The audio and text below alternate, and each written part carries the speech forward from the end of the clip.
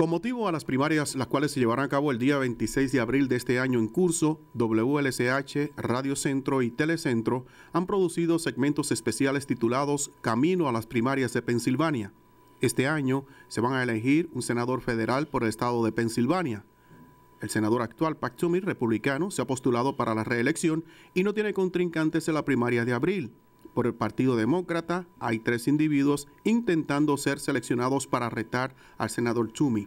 Esperamos entrevistar antes de las elecciones de noviembre al senador Toomey y a su retador demócrata. Hemos pregrabado a los 3 candidatos demócratas y les hemos hecho a todos las mismas preguntas. Conmigo, Wilfredo Seda, quien estará haciendo las preguntas en inglés. Hoy tenemos la entrevista con el ex almirante y ex congresista Joe Sestak. With the upcoming Pennsylvania primary that will be held on April 26, WLCH, Radio Centro, and Telecentro has produced some segments titled Road to the Pennsylvania Primary. This year, Pennsylvanians will elect a U.S. Senator. Pennsylvania's Senator Pat Toomey is seeking re-election and has no other Republican challengers for the primary. There are 3 Democrats vying to be the Democratic challenger against Senator Toomey. We have pre-recorded interviews with each of the 3 Democratic candidates. Each has been asked the same series of questions. We expect that before the November election, we could interview Senator Toomey and whoever that Democratic challenger may be. Joining us in the studio is my colleague and producer, Hector Valdez, who will assist in the Spanish questions and recap of each response. Today, we present former Admiral and Congressman Joe Sestak. Mr. Sestak, again, I'll ask the questions in English, repeated in Spanish by Hector. And after your response, Hector will provide the recap. Why don't we start out? Can you provide a brief background about yourself and why you want to run for the U.S. Senate? Primeramente, queremos saber un poco sobre el señor Sestak y por qué aspira a ser senador de Pensilvania en Washington. Thank you, and thanks for having me on the show. I graduated from high school during the Vietnam War era. And like other kids, I joined up to serve my country. I stayed 31 years. I headed the Navy's anti-terrorism unit. I was on the ground in Afghanistan for a short mission, commanded a carrier battle group in the combat operations there in that war, as well as combat operations in Iraq. The Navy then groomed me from Harvard University to get my PhD to also do strategy ashore, working for General Powell and the Joint Staff for President Clinton in the White House. And I learned that militaries can stop a problem, but Wilfredo, we can't fix a problem. And so use us cautiously and wisely. But then my daughter, my first and only child, got struck with a malignant brain cancer at 4 years old. I needed to get out and take care of her. And then, because of the wonderful health care plan in the military you all provided us, I then ran for Congress for health care for everyone. No matter who or what or income level you are, everyone should have the chance my daughter did. I love being in Congress and fighting for that Affordable Care Act. I was called the most productive congressman in my class by the head majority leader. We kept our office open 7 days a week to 9 o'clock every night. 18,000 people came in during the recession. We saved about 600 plus homes from going into foreclosures and serviced many. And then when I ran and lost narrowly for the Senate, I turned down those lucrative lobbying jobs. I didn't want to take advantage of my public service. And I went to teach our national treasure, our youth at 5 universities and colleges. I love teaching. But now I'm running for the United States Senate because I still owe a debt to my country, and I want to serve it again. It's been my whole life, this time as United States Senator, because yes, I want to, on the one hand, bring the depth of military experience that people don't use our military unwisely and get us into tragic misadventures of Iraq. Use us cautiously, but use us wisely. And second, I want to restore the American dream so every kid has what my child will have, which is an opportunity for the best in education, to be healthy, and to be able to say, I'm about to start my small business, and to be able to do it no matter where you live. That, more than anything, is how I want to serve again, Wilfredo. Ok, señoras y señores, conversando con nuestro invitado de la mañana de hoy, nos dice, él se graduó durante la temporada de la guerra Él dice que ha estado en batallas, en combates, tanto en Afganistán como en Irak, graduado de la Universidad de Harvard. Dice que su hija, su única hija, dice que tuvo problemas de cáncer y gracias a esto, él dice que él, por el tiempo que estuvo como militar, pudo contar con un buen seguro médico y esto le ayudó a que el servicio y lo que su hija necesitaba durante su tiempo con cáncer pudiera recibir los mejores cuidados. Y él dice que esto que su hija tuvo es lo que él quiere para todos los que vivimos en los Estados Unidos. Dice que él piensa de que todos debemos tener un seguro médico digno. Dice que él es una persona, es un educador, que le encanta educar. Dice que en cuanto a la educación, él opina que todos nuestros hijos deben tener una educación digna. Dice que ahora que está corriendo para el Senado de los Estados Unidos, él quiere restaurar el sueño americano, ofrecer todo lo que él pueda o todo lo que esté a su alcance para que nuestros hijos tengan una mejor educación y para que todos podamos vivir en una mejor América. Let's go on to the next question. For our decaying urban areas in Pennsylvania and really around the U.S., how do we create a viable future for them to promote economic process and economic development? Para nuestras áreas urbanas en Pensilvania y a través de Estados Unidos que carecen de crecimiento económico, ¿cómo podemos crear un futuro viable donde se pueda promover progreso y desarrollo económico? In order to ensure that places throughout Pennsylvania can be just like you can, we have to remember what President Kennedy said. We neglect our cities to our peril, because to neglect our cities is to neglect America, the center historically of innovation, entrepreneurship, and such cultural diversity. To do it, what we have to do is first and foremost focus on small business growth. And that's because small business creates 70% of all jobs. But take Philadelphia. Over the last 40 years, they've lost jobs because they've had no growth in small businesses. They've actually lost small businesses. And so therefore, you need to have those special types of entrepreneurial zones from our Small Business Administration, where we know that loans to minorities in the Minority Loan Program to start up a business have the least default rate. We got to expand that. And then when I was vice chairman of the Small Business Committee, I strongly worked on that and advocated it. Second, what we really also have to do is invest in our homeland defense. That is education. Think about this. Half the children under 3 years old today are children of color. In about 15 years, they will be our largest national asset in terms of numbers. If they aren't in terms of quality and education, America cannot be all it can be. And so therefore, we have to make sure that we focus on the disparities that we have in education. When we have children living, like again in Philadelphia, where 42% of all 18 and unders are living in poverty, it's not only to make sure that we invest in education, not only for the opportunity to go to college, like with Pell Grants that I fought for and increased when I was in college so the lower income can afford it, but it's also to become the artisans, those welders, those who are going to give us the manufacturing skills. Manufacturing by small businesses is recreated.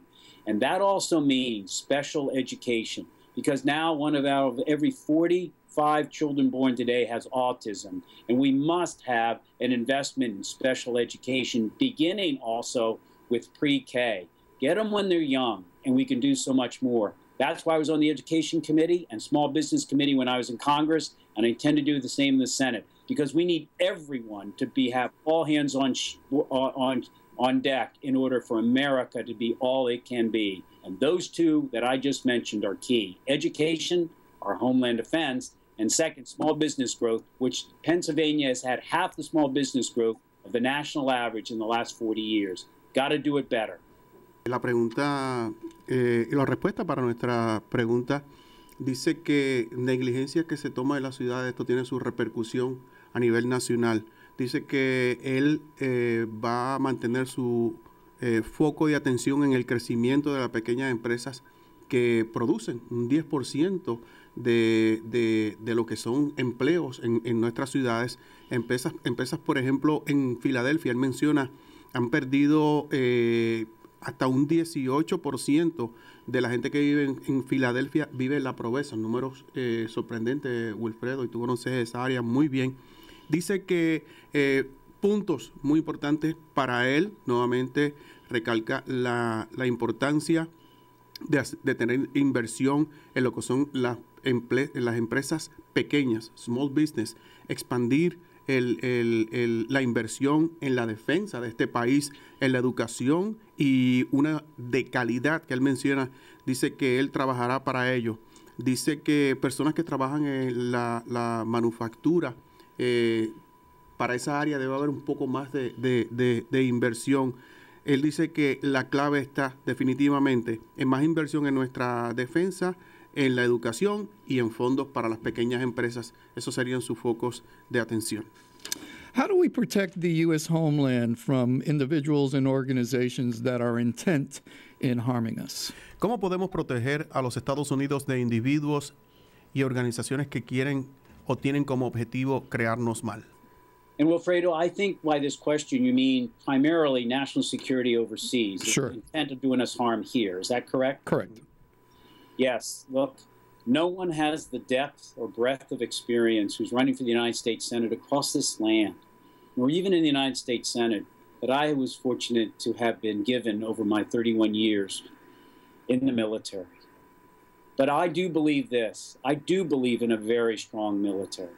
But I also believe that that option should be on the back of the table, not the front of the table. For example, with Iran, our success under President Obama of being able to kick out of the country their ability to have had 4 nuclear bombs in about 30 days just last fall, and now all that nuclear material has been moved out by negotiations, by hard economic sanctions that got them to compromise, rather than having our military strike them, is the way to try to bring about safety for us here. As far as terrorism, I headed the Navy's anti-terrorism unit. I had come out of the Pentagon shortly before the plane struck that day of 9/11. I went into Afghanistan for a short mission, commanded a carrier battle group, and I do believe that we have to have our military take down ISIS from the air, as Sunni nations do it from the ground with Russia and Iran, often adversarial nations, but intent upon taking down ISIS also. That takes firm leadership by our military, but I will tell you this, much like here at home, if we invest in education, in healthcare, we have wonderful people that can be all they can be. Well, I believe that in Afghanistan, after we went in, if we had actually fixed the illiteracy rate of women in that country, which was 98%, we would have done more to win the hearts and minds and begin to truly end terrorism than what our military can do just by stopping them.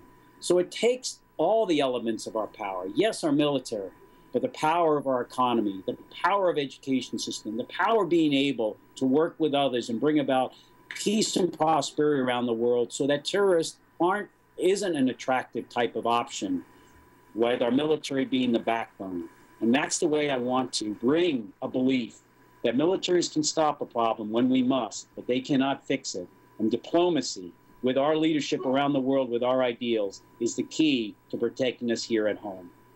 Señoras y señores, comenzando y la respuesta a la pregunta, dice que de seguridad nacional, dice que nadie tiene la experiencia que él tiene con 31 años en las fuerzas militares. Dice que Irán fue un logro con el presidente Obama, pero ellos pudieron crear bombas en meses. Dice que él estuvo en una pequeña misión en Afganistán y dice que él cree seriamente y fielmente de que Estados Unidos puede eliminar al grupo terrorista ISIS por aire. Dice que si se invierte dinero en educación, en salud, después de lo que sucedió en Afganistán, dice que se pueden hacer que él cree que se pueden hacer otros cambios en esa nación. que no se hicieron cuando se debieron hacer.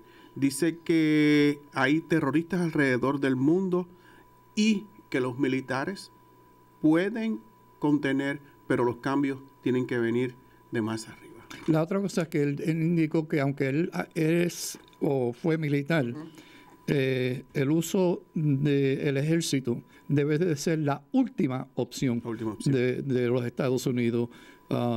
Irán fue un ejemplo donde la negociación, aunque es un país adversario, pero se pudo lograr algo. What are the major environmental issues facing Pennsylvania? ¿Cuáles son los mayores problemas ambientales que confronta el estado de Pensilvania? Mr. Sestak. Look, there are two major ones. The first is global warming. Even our United States military last year said the largest source of conflicts and crises in the decades to come may well be from climate change. Because as the droughts happen and hunger ensues, then we will have to respond as crises erupt into conflict. As the Arctic melts, the Arctic, there will be a fight for resources there, affecting us here right at home, as everybody tends to have conflict over who owns those resources. In fact, down in Norfolk, the U.S. military is spending $250 million to build up the piers there because the water level is rising so much of the seas that our carriers won't be able to tie up in a decade plus from that. And that affects us here at home because our crops will not be as bountiful. Our dairy products will not be as rich and as bountiful. This is truly something that harms us. Not, however, only in our economic activity, but in our health. And that brings me to the second issue. I'm a supporter of a moratorium on fracking. I believe, as I learned in the Navy, that you can expect what you inspect. And we have, unfortunately, a law passed in 2004 about that says the Environmental Protection Agency is not permitted to come into Pennsylvania when they do fracking and to be able, under the Safe Water Drinking Act, to inspect if our drinking water is safe. They're forbidden from doing that. They're forbidden from knowing what chemicals are being put into fracking that then sometimes ooze into our drinking water, including lead. I think Flint, Michigan is a harbinger of what happens when a government of, by, and for the people is not permitted to come in and look to make sure things are safe. Get it right before you do it. And now's the opportunity to do it because they have almost stopped fracking right now because of such an abundance of natural gas. And so my belief is, as someone who Penn Environment has given 100% voting record on the environment, as someone where only 6 people, congressmen or senators, were endorsed what action, as someone who was given an award by Sierra Club because of my advocacy of health care for our children under the environment, I believe strongly that we just have to get it right. And so those two issues, as we quickly transition to renewable energy, because things like solar power panels and things like wind turbines, if you invest $1 million in them, about 5 jobs are created because that's manufacturing. If you invest $1 million into natural gas, only about 1 job is created for every $1 million because they drill the hole, then they move off. But manufacturing, 400 tons of metal in a wind turbine creates jobs. Global warming, we must address it because it has to do with our health care, our safety, and our security around the world and here at home. And second, more immediately, let's get it right before we have a moratorium on fracking, before we prostitute and ruin our waterways like we did with anthracite mining, where we didn't have proper oversight, and we were left behind with $13 billion of polluted streams and lands. And then get to renewables. And then we can actually create jobs, which had to do with your first question about how do we have urban cities begin to have small businesses that begin to create jobs and raise wages for everyone. That's the key to do it. Con la pregunta sobre el medio ambiente, nos contesta nuestro invitado, el almirante Sestak. Dice que mirando al calentamiento global y los cambios en el clima, esto nos va a costar mucho y nos va a costar muchos millones de dólares. Dicho sea de paso, menciona un ejemplo en Norfolk, una base que hay ahí, se están gastando millones y millones de dólares por problemas existentes. Que los portaaviones se espera que en 10 años no puedan aterrizar. No aterrizar, sino anclar. Anclar, perdón, en esa parte de Estados Unidos. Con lo del fracking, ahí me perdí un poquito, Wilfredo. ¿Él está de acuerdo o en desacuerdo con lo que es la extracción? Básicamente, primeramente él mencionó que hay una ley federal que no permite al gobierno federal inspeccionar si esos pozos que están haciendo... Que se están haciendo las extracciones. Inspeccionarlo para ver si están contaminando el agua o el área o esa área. Y él indicó que él tiene un récord cuando estaba en el Congreso del apoyo de 100% de las organizaciones de medio ambiente que promueven obviamente cambios para proteger a los seres humanos de esta contaminación. Dice que él quiere que se haga todo esto, pero que se haga bien, como se debe hacer desde un principio. No comenzar a hacer las cosas y luego tener que detenerlo porque mencionan como ejemplo lo que pasó o está sucediendo en Michigan. Que se comienza a hacer algo y que luego haya que detenerlo porque se está contaminando cierta cantidad de gente, porque ha muerto cierta cantidad de niños. Dice que él está de acuerdo con todo esto, pero hay que hacer las cosas desde un principio, hacerlas bien. También dice que luego de que todo esto se esté haciendo y se está haciendo bien, se debe también pensar en lo que es la energía renovable, ya sea a base, la producción de energía ya a base de viento, la energía solar también la menciona, que él está de acuerdo con todo esto, pero que todo esto se debe hacer como se debe hacer desde un principio para que se haga bien. Let's move on to the immigration issue. How do we create a functional immigration system for the U.S., and what do we do with the approximately 11 million individuals who are residents of the U.S. but classified as undocumented? ¿Cómo se crea en Estados Unidos un sistema de inmigración que tenga un buen funcionamiento y qué se debe hacer con los 11 millones de personas que residen en Estados Unidos y que son considerados indocumentados? We need people with courage down in the United States Senate.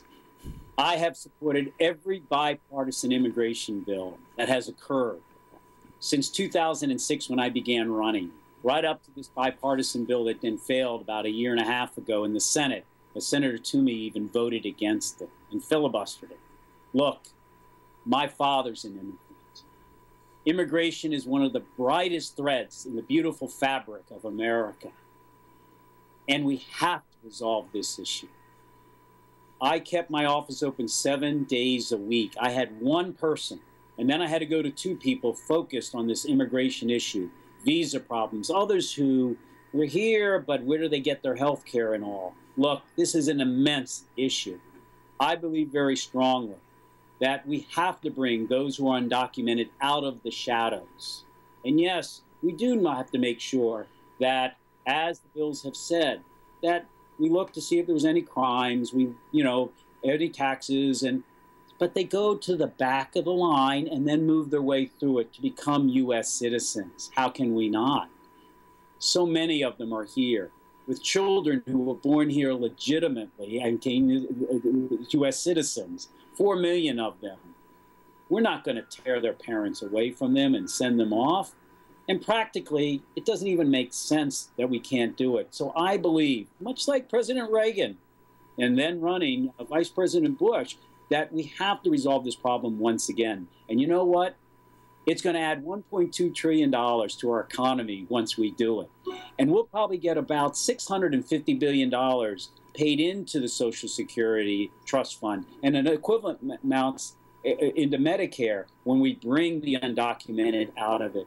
We just need people down there that understand and can represent a Republican district like I did, 56% Republican, 33% Democrat. And I won my second election by 20 points. And I only put up yard signs. And I was for immigration reform then. And then what we need to do is ensure that we welcome in the best and the brightest. Look, when I was teaching at Carnegie Mellon University, half of Heinz College there, graduate school, were children were students that came from other nations. Man, we need to keep them here and welcome them here. Do we need secure borders? Sure, but understand, as head of the Navy's anti-terrorism unit, I wanted secure borders because I knew that Al-Qaeda, at least back when I was in the anti-terrorism, was operating through drugs and other things. And there's other dangers, transnational dangers, even diseases that we have to protect from coming across our borders by well inspecting. But I'll have to tell you something. I welcome immigrants. And you know why? Man, they work wonderfully in innovation. You know, about 40% of our Fortune 500 companies are headed by an immigrant or first generation. My father, when he came here from Czechoslovakia, sat at that table. And like so many immigrant fathers would do, say a penny for college, a penny for food. And I'm here today, rising to a 3-star admiral, and then a Congress, only because we welcomed immigrants. And so that's why I really believe we have to resolve this problem and get them out of the shadows, and we become a more productive, richer nation for it. Bien, señoras y señores, en cuanto a la pregunta de inmigración, contesta el señor Sestak. Primero, hace el comentario de que necesitamos personas con coraje. En el Senado. En el Senado. Dice que él apoya la inmigración, dice que es me gustó esta frase, de verdad. Dice que la inmigración es una de las mejores fábricas de hombres y mujeres aquí en Estados Unidos, y esto está comprobado. Seda, yo lo añado a ese comentario. Dice que él cree que todas estos 11 millones de personas que nosotros mencionamos deben salir de las sombras, que hay que hacer las cosas que hay que hacer para que estas personas puedan salir de la sombra en la que se encuentran. Dice que cuando esto se logre, se va a lograr traer a las arcas del gobierno de Estados Unidos, ellos aproximadamente dicen 1.3 trillones de dólares. 1.3 trillones de dólares podría llegar a las arcas. Dice que él quiere estar seguro de que las personas que lleguen y quieran quedarse aquí en Estados Unidos, que sean personas que quieran estudiar. Dice que hay que asegurar nuestras fronteras, que él lo entiende, pero que él da la bienvenida a todas las personas que quieran emigrar a este país. Dice que son unos excelentes trabajadores, esas fueron sus palabras, y que él pone como ejemplo a su papá, que su papá es una persona inmigrante de Checoslovaquia, como mencionó. There's a strong belief that there is a school-to-prison pipeline for many Black and Latino youth in the U.S. Do you agree? And if so, what policies do we develop that can create pathways for success for our youth?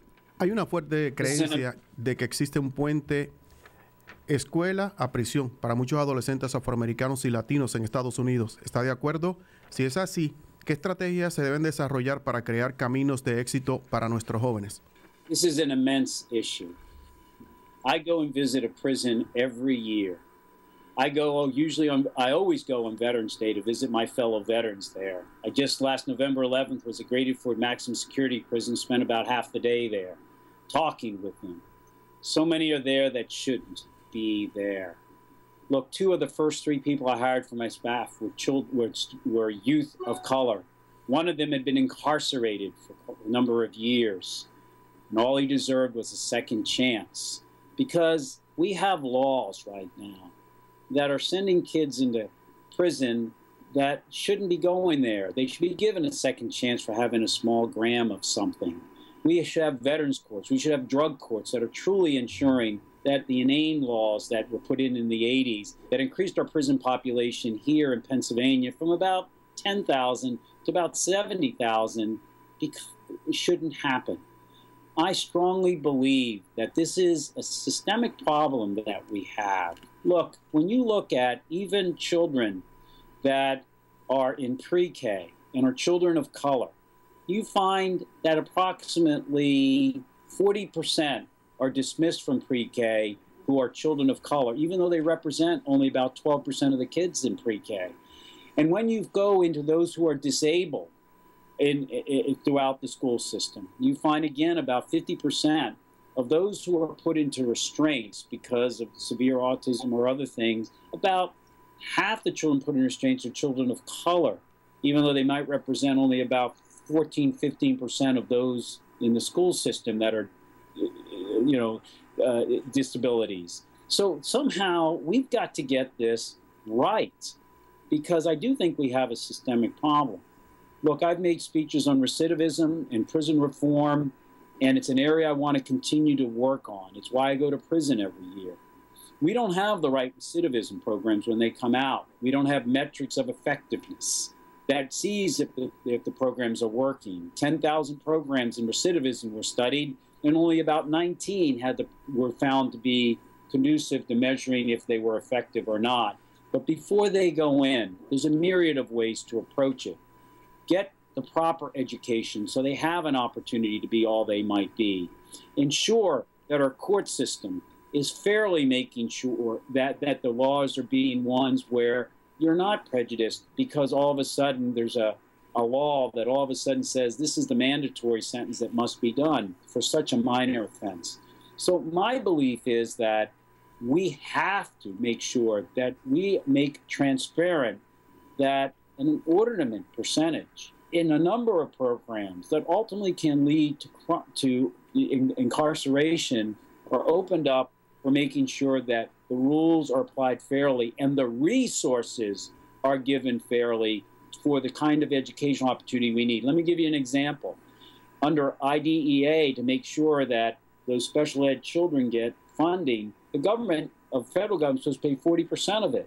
We've never been above 20% of funding it. So how can these children get the right resources that are needed in order to ensure that they have the proper education and don't later on resort to crime or something else? So those are a number of ways we have to address it. But this is an area, from hiring someone who's incarcerated to visiting our prisons, speaking about it, to get to wanting to work in education, that I truly want to ensure that we don't any longer lose too many, particularly those of color, because they're going to be the majority of our workforce in about 15 years, and we need every one of them. Ok, señoras y señores, conversando con nuestro invitado, el señor Sestak dice que personalmente él dice que todo el día, los días de veteranos, él visita a sus colegas que están en prisión. Dice que tiene la oportunidad de visitar personas que están en la prisión de color. Dice que en muchos casos se envían a jóvenes a prisión y esto es, en sus palabras, un error. A veces por casos menores, por delitos menores, se envían estos jóvenes a prisión sin antes asegurarse de que han obtenido una educación de calidad. Dice que él ha hablado en muchísimas ocasiones sobre la reforma a las prisiones de los Estados Unidos. Muy pocos programas exitosos para exconvictos son creados o existen aquí en los Estados Unidos. Dice que antes que todo hay que asegurarse de que existan las oportunidades para las personas de color. Esto incluye una excelente educación. Dice que él quiere que se aseguren de que haya una transparencia cuando estas personas son enviadas a prisión, que enfrentan algún cargo y son enviadas a prisión. Dice que sobre todo hay que asegurarse que nuestros hijos tengan una excelente educación y esto definitivamente será lo que traerá el cambio. I'm going to stay on education. For many individuals, higher education is a necessity for pursuing a professional or technical career. Yet the burdensome debt they encounter has become an obstacle in achieving their aspirations. Is there anything that should be done to alleviate this situation? Para muchos individuos, la educación universitaria es una necesidad para tener una carrera profesional o técnica, pero el alto costo y la deuda que resulta de sus estudios se está convirtiendo en un obstáculo en lograr sus metas. ¿Hay algo que usted pueda hacer para aliviar esta situación? Absolutely.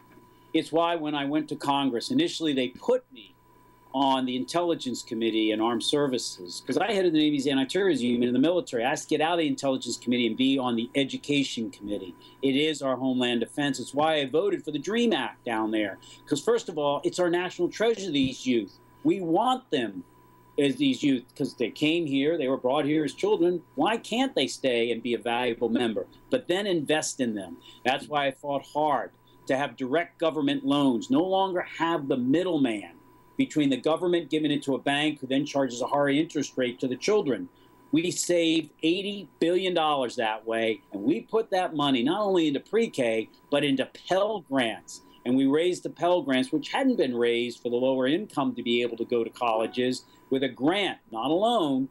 We raised it something, I think it was like $1,000 before I left, but appropriated to go up another $2,000. And even if we got $1,500, more to be done in that area. But what we also did is cut the student loan rate from 6.8 to 3.4.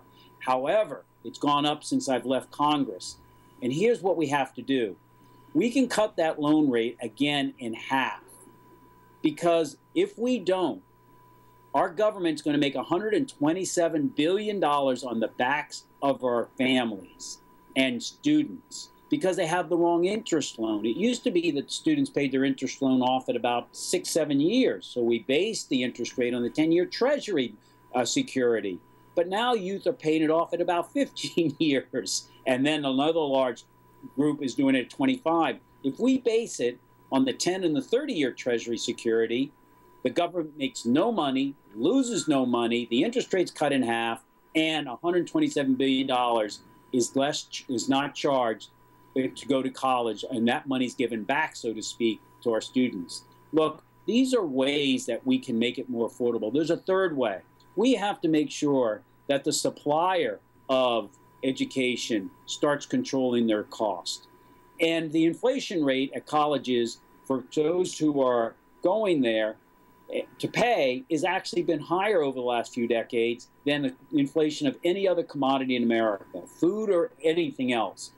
We should say to them, hey, you're not going to get our public money for Pell Grants or Stafford loans or others unless you keep your inflation rate at all the normal inflation rates.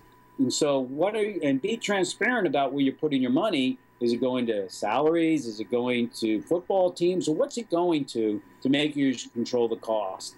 This is so important because 11.5 million jobs are needed to be filled by 2022. Half of them will be the artisans, those who work wonderfully with their hands in high-tech kind of manufacturing. But the other half of it is going to be those who need a college and beyond education. And in order to have America be all we can do, we must have equity across the board to get everyone in there. As I mentioned, half the babies under 3 years old are children of color. And if they don't have a fair opportunity to contribute to America by having affordable college education or become an artisan, we don't make it as an American. And that's why we have to fight hard in order, and that's why I taught, for example, at Cheney University, the old historical black university, because we have to have our minorities become so much more of our mainstream because soon they'll be our majority and we need them to be educated. Señoras y señores, en cuanto al tema de la educación, dice que él primeramente estuvo en el Comité de Inteligencia, luego estuvo en el Comité de Educación.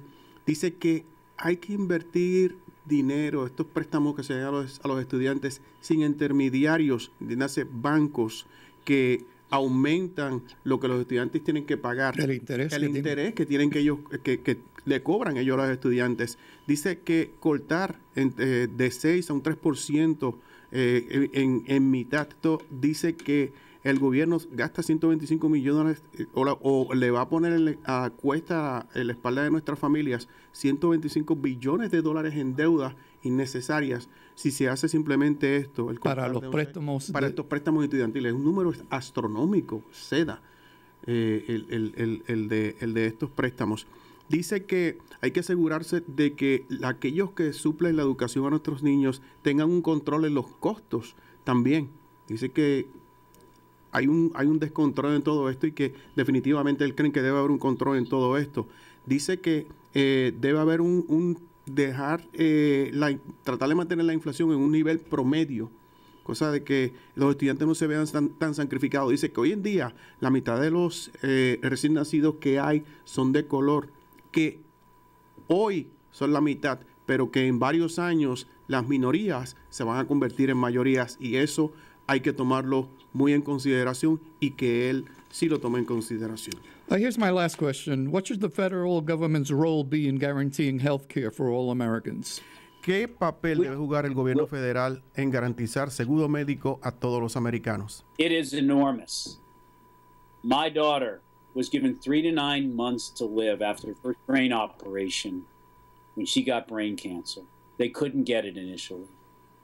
And yet the healthcare plan that I had in the military permitted us to take her to places with 2 more brain operations, chemotherapy, radiation. She's now going to be an extraordinarily bright, precocious, wonderful citizen that's productive for our economy. I got out of the Navy to take care of her, and that's what I went to run on. National security begins at home, in our health security, followed by education security. That's why I fought, beginning 2007, for universal health care for everyone, all hands on deck, just like we give everyone health care and their families in the military. We don't do it because we're liberal. We do it because it's practical to have healthy, educated warriors, and their families are taken care of so they're not looking over their shoulder when they're forward fighting our wars, worrying about their families. Government, when the Affordable Care Act, has actually now made it possible for everyone to be covered. 29,000 Latinos can now be covered under Medicare expansion that was in the Affordable Care Act here in Pennsylvania that could not have before. We actually made it possible to look at ethnicity as a key ingredient in measuring quality of healthcare provision by setting it up as one of the key categories of assessing how good our healthcare system is working. We actually set it up so that we would ensure that we could have a mandate, interpreters, and also to have documents that would be in where those who have not English but primarily speak in another language would be able to have someone tell them what the doctor is saying, someone to actually have the benefits by their health care be translated into another language. This is necessary because we have about 22% wrong procedures that are given out by doctors who don't have an interpreter, for example, in the emergency room. And to have this not as a hodgepodge, as each state's doing its own, but everyone equally would have this type of provision is absolutely essential. Think about it. In the military, if Mississippi doesn't do it and Pennsylvania does, we would rather have somebody comes healthy with Pennsylvania. We want to take them from everywhere, and particularly for minorities who are often disenfranchised, often in areas like at times that are challenges and don't have the resources to do it. This is immense. We lose $100 billion a year because of the under and uninsured in this country. And they go into the health, they off work longer and go in the emergency room when they get sick. Therefore, to have the preventive care that we did in the Affordable Care Act under the federal government, mandating that private companies who would execute it had to do certain provisions is absolutely immense. Look, there are such key things that affect minorities. Take even when you think about it, how could they afford it when when a woman actually earns 54 cents, if she's Latino, 54 cents on the dollar that a white man does, and for an African American it's 74 cents, and for a white female it is actually 77 cents. So my take on it is there are many disparities, but to be able to make sure that minorities and has equal access to education and health care is so necessary, and only the federal government can prescribe the proper approach to this so all states do it equally. I'm a big believer in this, that it's a government of, by, and for the people, all people. And I'm proud that I fought for that Affordable Care Act every day. I love those town halls where the Tea Party would come in and just want to yell and scream, and I'd stay there, as we say, to the last dog die, to fight for health care for everyone, just like my child had. And that, to me, is still what drives me passionately to serve as United States Senator. Ok, señoras y señores, dice que él fielmente y dice que el acto de seguro médico accesible ha sido un arma muy excelente. Dice que aquí en Pensilvania este año solamente se han podido ya inscribir 29,000 personas de la raza hispana que antes no estaban cubiertos por ningún seguro médico. Dice que eso es un logro.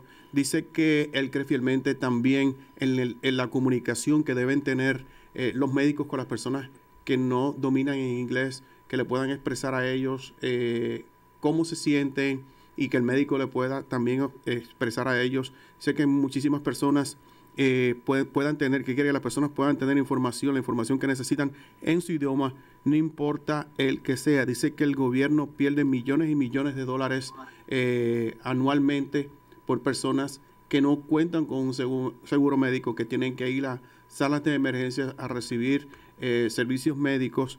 Dice que hay muchas disparidades en los americanos y americanas y que él quiere que esto definitivamente cambie.